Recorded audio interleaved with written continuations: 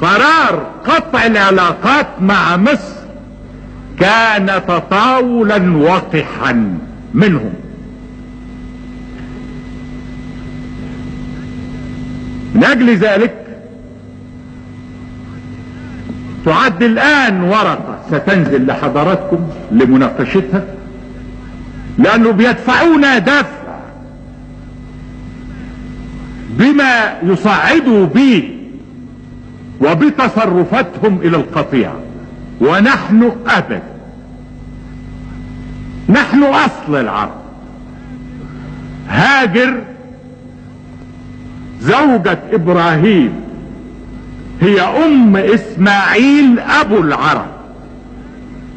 هاجر مصرية ام اسماعيل ابو العرب. فاذا كان هناك من يريد الانتساب فلينتسبوا هم لمصر وليست مصر لهم.